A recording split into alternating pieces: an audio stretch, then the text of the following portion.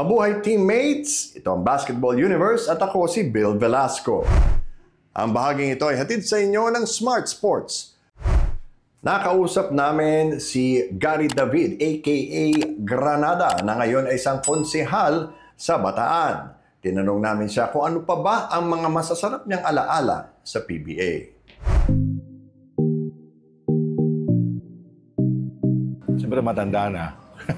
Hindi, siyempre lahat naman ng mga professional na sa larangan ng sports, meron din talagang hangganan. Siyempre maiisip mo rin na bigyan mo naman ng chance ng time yung mga young guns tulad namin.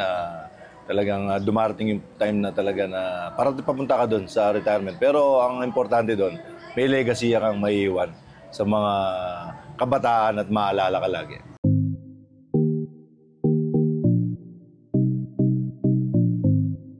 Every day, every practice, every game talagang memorable sa akin yung PBA. Siyempre, ang PBA, di mo makakalimutan yan dahil siya yung nagbigay sa'yo ng magandang buhay. Marami akong natulungan, marami akong pagbigyan sa mga kamag-anak, sa mga kaibigan.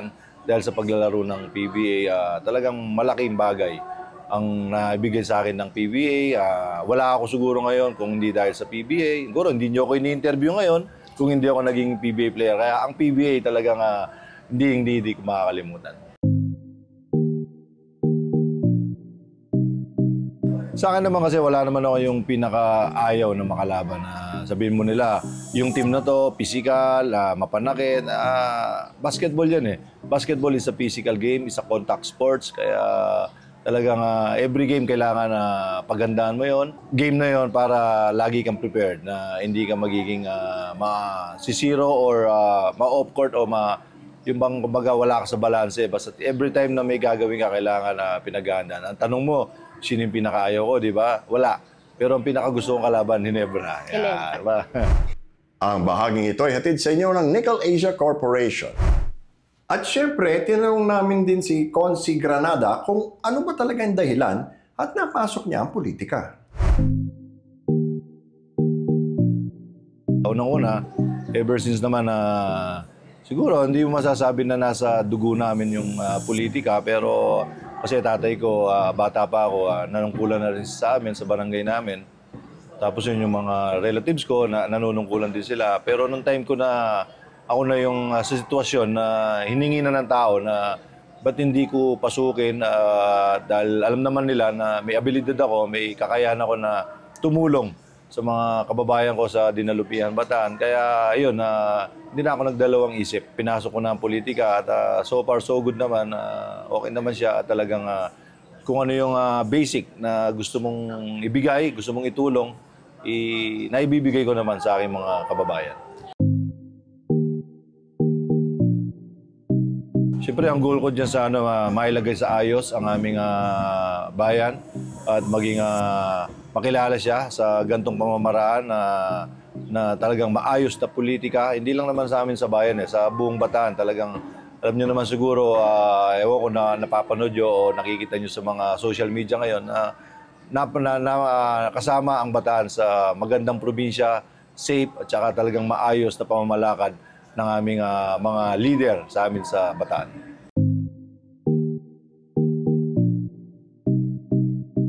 Ngayon, ako sa Bataan Riser, assistant coach ako, consultant, tsaka skills coach.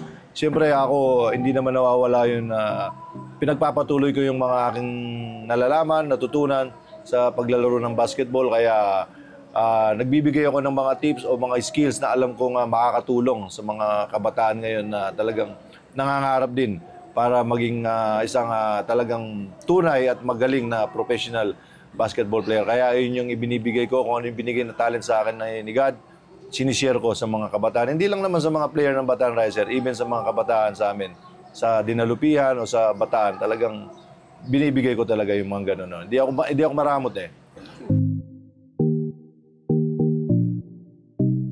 Napakalaki ng naging bahagi ng buhay ko ang paglaro ng basketball.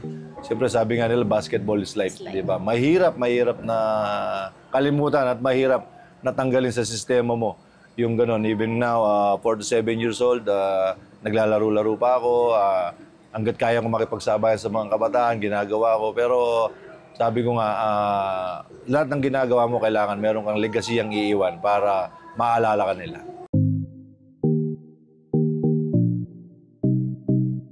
Ang plano ko sa aking political career, tulad ng basketball, nagbigay ako, nag-iwan ako ng isang legasiya. Gusto ko dito sa politika, magkaroon ako ng magandang legasiya na malalaman nila na yung aking pagpapatakbo o pagpapalakad o paglilingkod talagang hindi nila makakalimutan. Even na tumagal ng tumagal, masarap pakinggan yung si Consial Gar David na naging politiko, pero ito yung ginawa niya, ito yung ginawa niya na talagang napakaganda. Hindi gumawa o hindi nagagrabyado ng tao. Gusto kong magkaroon ng magandang legasiya sa politiko at siyempre ang unang-una ko gusto kong maiayos, mapaganda ang kabuhayan ng aking mga nasasakupan.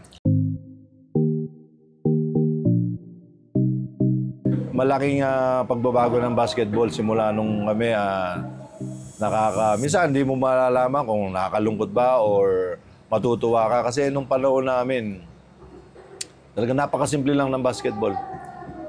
Ang alam mo, dumipensa, talagang hard work or talagang yung talagang gusto mong gawin. Ayun lang yung pinapractice mo ngayon. Makikita mo na, hindi naman natin na kasi talagang nag-i-involve naman lahat. Kahit may even na art technology, di ba?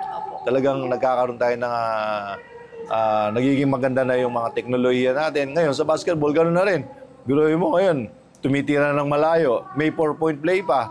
Di ba, for me, hindi ko yun sinasuggest sa mga kabataan kasi mawawala yung aggressiveness nila, yung go strong to the basket, nawawala yun Parang nagre-rely na lang sila sa shooting nila, sa 3-point or ano.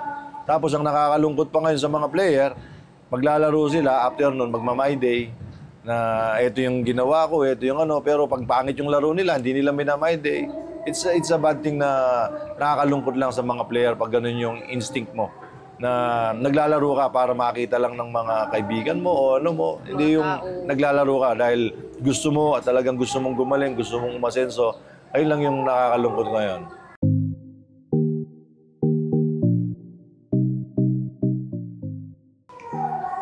For me, lagi ko naman sinasabi sa mga kabataan na pag pumunta ka na sa practice, kailangan excited ka lagi. Excited ka lagi na may matutunan ka, excited ka na mag-improve ka sa araw na yun na pagpunta mo ng practice. Excited ka na bantayan mo yung pinakamagaling mong scorer. Excited ka na sushootan mo yung pinakamagaling na defender para ikaw din gumaling ka. Pero once na pumunta ka pa lang ng practice, inisip mo na agad na, practice na naman, paguran na naman to, mapapagod, sasakit na naman katawan ko. Tigilan mo na yung paglaro ng basketball dahil hindi ka gagaling pag ganun yung thinking mo. At yan ang Basketball Universe para sa araw na ito. Abangan kami Lunes, Miyerkules at Biyernes sa YouTube at Facebook. Kaya like, share, subscribe, follow na rin. Nais naming pasalamatan ng aming mga sponsors. Smart Sports, Nickel Asia Corporation. Laging tandaan, saan man kayo at anuman ang ginagawa ninyo, magkakampi tayo. Ako si Bill Velasco at ito ang Basketball Universe.